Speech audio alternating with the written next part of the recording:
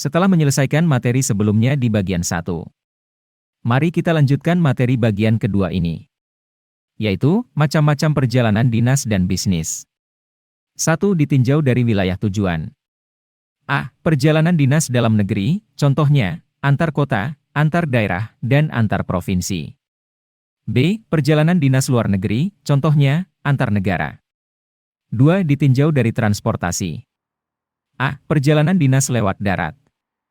Perjalanan dinas lewat darat bisa dilakukan dengan menggunakan mobil perusahaan, travel, bus, atau kereta api. Perjalanan dinas dengan menggunakan mobil perusahaan dilakukan apabila jarak perusahaan dan tempat tujuan yang dekat.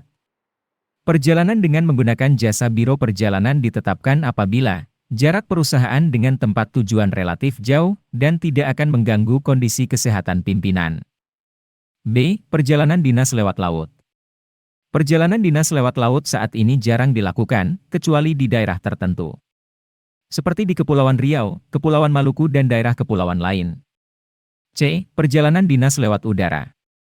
Perjalanan dinas lewat udara dengan menggunakan fasilitas pesawat, hendaknya benar-benar dipertimbangkan tingkat efektivitas dan efisiensinya, karena biaya yang dikeluarkan tidak sedikit. Perlu dipertimbangkan mendesak atau tidaknya waktu dan urusan yang diperlukan untuk memutuskan penggunaan alat transportasi pesawat udara. Bila memungkinkan untuk ditempuh dengan menggunakan fasilitas perjalanan lewat darat, sebaliknya menggunakan jasa angkutan darat saja karena lebih ekonomis.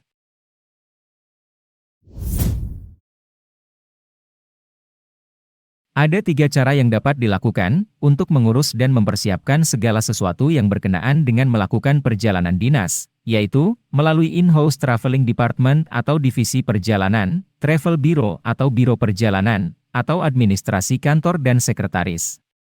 Berikut penjelasannya. 1. In-house traveling department atau divisi perjalanan. In-house traveling department, yaitu divisi bagian di perusahaan yang khusus menangani perjalanan dinas pada suatu perusahaan dan bertanggung jawab mulai dari persiapan dokumen, mengurus tiket dan hotel di mana pimpinan akan menginap, serta mengurus keuangan dan pembiayaan selama perjalanan dinas. Meskipun ada divisi perjalanan yang mengurus perjalanan dinas pimpinan, administrasi kantor, sekretaris tetap mempersiapkan dokumen lainnya seperti makalah atau buku referensi yang diperlukan, lalu menyimpannya dalam satu map, dan membuat jadwal perjalanan, daftar acara kegiatan atau itinerary, untuk setiap kegiatan perjalanan pimpinan. 2. Travel bureau atau biro perjalanan. Saat ini banyak perusahaan yang menggunakan jasa biro perjalanan untuk mempersiapkan perjalanan dinas pimpinan, karena lebih praktis dan tidak merepotkan perusahaan. Administrasi kantor atau sekretaris harus memilih biro perjalanan yang dapat dipercaya.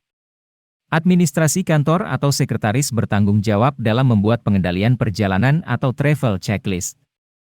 Untuk mengurus dokumen yang diperlukan, seperti paspor, visa, fiskal, pembelian tiket, pemesanan hotel yang dikehendaki, sampai dengan pemesanan tempat yang akan dikunjungi untuk suatu kegiatan dalam perjalanan dinas. 3. Pengurusan oleh administrasi kantor atau sekretaris. Apabila pimpinan meminta administrasi kantor atau sekretaris sendiri yang mempersiapkan perjalanan bisnisnya, maka administrasi kantor atau sekretaris harus segera mempersiapkan segala sesuatu yang berhubungan dengan perjalanan dinas pimpinannya, seperti mempersiapkan semua dokumen perusahaan, mengurus paspor, visa, tiket, dan hotel yang disukai pimpinan. Agar persiapan dan pelaksanaan perjalanan dinas pimpinan dapat dipertanggungjawabkan, seorang administrasi kantor atau sekretaris harus selalu berkoordinasi dengan pimpinan atau meminta petunjuk dan masukan dari staf yang sudah berpengalaman dalam melaksanakan kegiatan perjalanan dinas. Itulah 3 cara yang dapat dilakukan untuk mengurus dan mempersiapkan segala sesuatu yang berkenaan dengan melakukan perjalanan dinas. Sebelum melanjutkan materi perjalanan dinas ini, sampai di sini apakah ada hal yang ingin ditanyakan? Silakan kalian tulis di komen. Persiapan perjalanan dinas dan bisnis.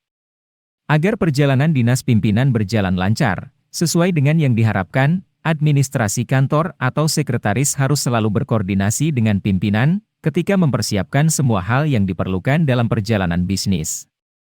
Apabila administrasi kantor atau sekretaris kurang berkoordinasi dengan pimpinan, Administrasi kantor atau sekretaris tentu akan menemui kesulitan untuk mempersiapkan perjalanan dinas pimpinan. Persiapan rencana perjalanan dinas dan bisnis. Dalam merencanakan perjalanan bisnis, administrasi kantor atau sekretaris harus segera mengumpulkan informasi perjalanan secara lengkap mengenai peraturan perjalanan bisnis di perusahaan tersebut. Informasi yang perlu dikumpulkan tersebut antara lain: A. Siapa yang bertanggung jawab dalam perjalanan bisnis? B. Tujuan utama perjalanan bisnis pimpinan. Mengenai tujuan perjalanan bisnis ada beberapa tujuan, kalian bisa lihat di video bagian pertama. Untuk materi bagian 2 ini telah sampai di akhir. Materi bagian ketiga dapat kalian lihat video berikutnya. Salam.